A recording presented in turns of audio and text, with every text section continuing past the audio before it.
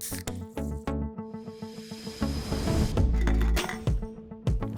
what's up guys, it's Eric with Painting Business Pro. This video is a little bit different because this video is about one of the challenges you run into when you're really successful.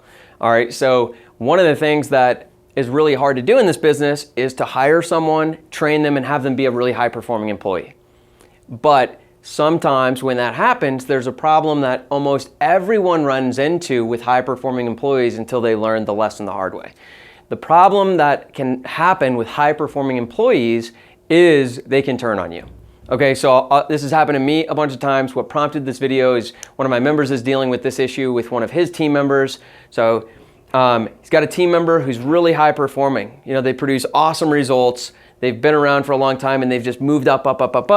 And now there's starting to be, you know, tension and issues amidst the company, right? So I've had this happen with multiple employees in the past myself. And you know, it's someone you've got a high performing employee who's working their way through the company. They're doing really well, but then they start to get kind of an ego about them.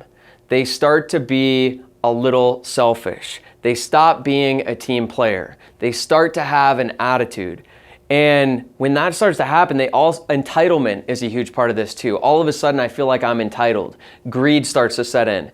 These are a lot of things that create really tough conditions in a working environment, whether that's with that individual person or the culture and the company as a whole. Okay, so we're gonna have this video. We're gonna talk about mostly how to prevent that from happening, because it's really hard to turn that around once it's happened. So let's take a look. So the way to prevent anything going south with your highest performing people, which by the way is super important for you building a business.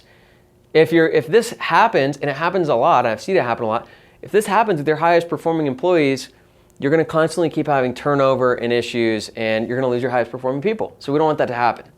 And the people that happens with most are the people who actually had the most potential a lot of times as well, if things were handled properly. So the first thing, so I've got a list of things we'll go through, but the first is just maintaining alignment with someone. And alignment is what I'm committed to and what you're committed to are aligned. All right, so it's really important that you understand what's really important to my people. And I gotta be responsible for their success in fulfilling what's important to them. Okay, and a lot of times what happens is, you know, really high performing employees get taken for granted, right? They perform really well. They don't need much coaching. They don't need much oversight. And there's other problems in the business that demand your attention. Squeaky wheel gets the grease. And now you're not even paying attention to this person who's performing really well, not realizing that I'm not nurturing that relationship. I'm not nurturing that person who has commitments and has ambitions. So taking someone for granted is going to be a huge, huge issue with someone who's performing really well. What's really critical is that you run a tight ship. Now, this is important no matter what. What I mean by running a tight ship is inevitably, when you build a team and run a business, people are going to do things that you're not down with, you know, aren't okay, right? The way an employee talks to another employee, the way an employee talks about a customer, little comments people make that in the moment we choose to not address them, because it would be uncomfortable to address them.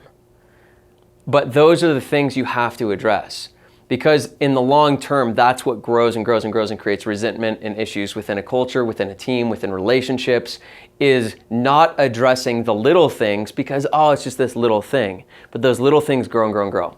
An example would be, you know, an employee who makes a comment, just kind of an offhanded comment like, you know, maybe it's about the amount of commission they make, or the amount of money someone else is making, or how, hey, you know, so-and-so, yeah, I was talking to them, they make 10% commission, and you know they make 7. It could be some tiny little comment that there's a seed there, and if I don't address it early, it gets worse and worse and worse. So running a tight ship means keeping everyone on the same page, adhering to values, adhering to systems, adhering to attitude. And part of that is you got to understand, what kind of culture am I building, what's okay and what's not okay. All right, so you got to run a tight ship. Otherwise, when things start to stray, that's when they'll get so far away. So usually in all these situations, right, where I've had issues with this in my own company, where I've seen it happen with other people, always it started way before it got really bad. You know, and I can always trace it back to like, yep, that was the point when we started to lose this person. Acknowledgement is really important. People who perform really well and get taken for granted or not acknowledged, people want to be acknowledged. But they want to be acknowledged, but you also can't boost and inflate someone's ego like you're the best ever, because that's what blows up their head, creates entitlement, creates greed, creates selfishness. So it's acknowledgement coupled with always continuing to challenge and push people. And always making sure I'm providing more opportunities and providing more value to people. See, what happens with high-performing employees is we start taking them for granted because other parts of our business demand our attention more. We stop really challenging and pushing them because they're performing so well, I don't need to put attention on them. I stop acknowledging them, or I acknowledge them too much. And I'm no longer providing value to them. Like, yeah, you're like, I'm providing a paycheck, but that's the mistake. People who are performing at a high level, they're getting paid, but they also know that they're freaking valuable to you. And when they know how valuable they are to you, and all they're getting is money, they feel like the way they'll say it is, I'm just making you a bunch of money. And I've heard it, you've probably heard it. I've heard that a million times. I hear it from painters, I hear it from some contractors, I've heard it from salespeople, project managers. I've heard this my whole career in my own companies and in others when people make this mistake. It's my job to continue to provide opportunities, provide value, stay aligned, support people, acknowledge people, and especially nurture those high performers to fulfill what they want to fulfill and to keep pushing them and keep challenging them. All right, so that's a little bit of advice on how you prevent that from happening. And this is just good advice for building any person, any team at all. And then over here, I've got how do you fix it once this has happened? And the truth is, like, if it's gotten bad enough, it's almost impossible to fix, because once trust is gone, it's hard to reestablish trust. Because anything you say, they're going to reframe it like, yeah, you're just trying to make me money. Like, I had this happen with one of my favorite people I've ever worked with. I still love the guy, but he wanted a significant raise on the commission, and we couldn't do that because it would impact a massive impact on the future of the company. And so he left, and I was super sad to see that happen. So people will start to make demands and draw a line in the sand, and it becomes more about pride. It becomes more about ego and pride and standing my ground than it does about working things out. All right, so at this point, how do you fix this situation? That would be for another video, a much longer series of videos, because it requires, like, how do you listen to, it's really hard to have those kind of conversations when trust is already gone. All right, so hope you got a couple things out of this video, and I think that's it. So we'll see you in the next one.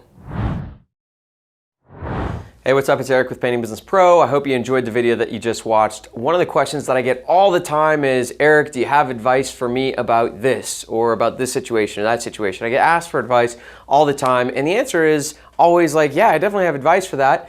But the truth is, the best advice I have to offer isn't something I can send in an email. It's not something I can, answer quickly on the phone, and it's not even something I can answer in a YouTube video, because the best advice I have is how you build a truly great company. And how you build a truly great company, it takes time.